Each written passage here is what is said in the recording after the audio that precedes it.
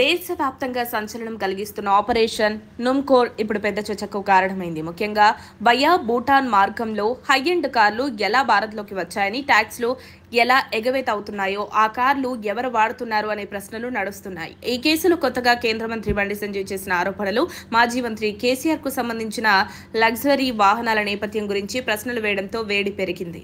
విచారణలో చెప్తున్న దానికే ప్రకారం బసరత్ అహ్మద్ ఖాన్ అనే వీరి ద్వారా మొత్తం 8 లగ్జరీ కార్లు దిగుమతయ్యాయి. వాటిలో 1 రోల్స్ రాయిస్, 2 లెక్సస్లు, 5 టయోటా ల్యాండ్ క్రూజర్లు. వీటిలో 1 ప్రస్తుతం కేటీఆర్ వినియోగంలో ఉందని కేంద్ర నేత పేర్కొన్నారు. ఆ కార్ల కొంత భాగం ఎట్ హోమ్ హాస్పిటాలిటీ అనే కంపెనీ పేరుతో రిజిస్టర్ గా ఉన్నట్లు నమోదుంది. ఆ కంపెనీలో కేటీఆర్ భార్య శైలిమ కనెక్ట్ ఉన్నారని కూడా వ్యాఖ్యానించారు. డిఆర్ఐ ఛార్జిషీట్ ప్రకారం బసరత్ ఖాన్ కొన్ని కార్లకు అసలు మార్కెట్ విలువ కన్నా చాలా తక్కువగా, ఉదాహరణకు ఒక ల్యాండ్ క్రూజర్ను సుమారు 20.91 లక్షలుగా చూపించారని ఆఫీసర్లు అంటున్నారు. ఉల్లంఘనల ద్వారా కోట్ల రూపాయల వరకు కస్టమ్స్ ట్యాక్స్ ఎగవేత జరిగిందని మొదటి అంచనాలున్నాయి. అధికారుల వివరణల ప్రకారం కొంతవరకు కార్లను క్యాష్ లో కొనుగోలు చేసి పేపర్లో తక్కువ వాల్యూ చూపించి దిగుమతి చేసినట్లు సూత్రం ఉంది. ఇది ట్యాక్స్ ఎగవేత, మనీ లాండరింగ్, ఫోర్జరీస్ కు దారితీస్తుంది. అరెస్టులు, సోదాల నుంచి మొదటి దర్యాప్తు చూపిస్తుంది.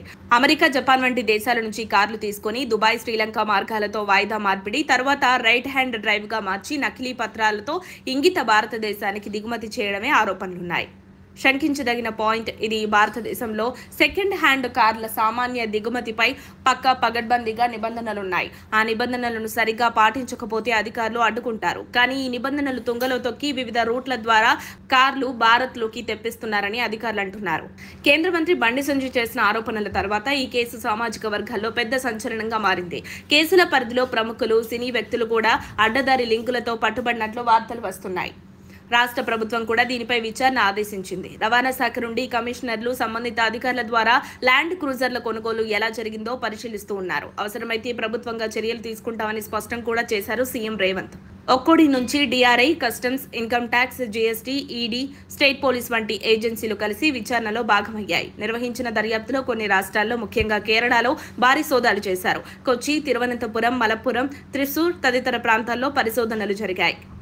అక్కడి పరిశోధనలపై ఆధారంగా 150 నుంచి 200 కార్లు భూటాన్ మార్గం ద్వారా వచ్చాయని సమాచారం లభించిందంటున్నారు అధికారులు.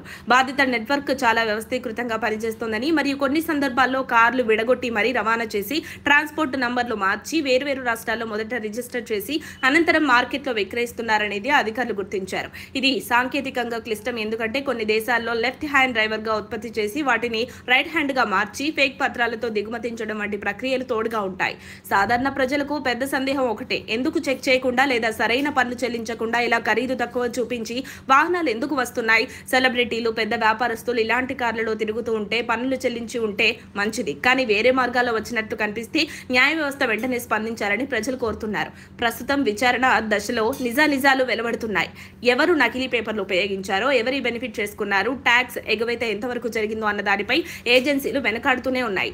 ఈ కేసులో స్పష్టమైన నిర్ధారణలు వచ్చిన తర్వాతే న్యాయపరంగా చర్యలు తీసుకోవచ్చు. ఈ స్కీమ్స్ ను ఎలా వ్యాపకంగా నెలపడం జరిగిందో, ఏ ఏజెన్సీలు ఎలాంటి సహాయంతో దీనిని బ్రేక్ చేస్తున్నాయో అర్థం చేసుకోవాలి. ఇప్పటి వరకు ఉన్న ఆఫీసుల నివేదికలు, అరెస్టులు, సోదాలు కొత్త రహస్యాలను ముందుకు తెస్తున్నప్పటికీ పూర్తి సరైన నిర్ణయం అఫీషియల్ దర్యాప్తులో ఇచ్చే అవకాశం ఉంది.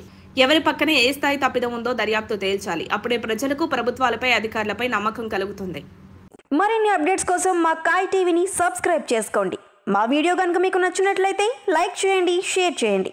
మీ విలువైన అభిప్రాయాలను కామెంట్ బాక్స్లో తెలియజేయండి.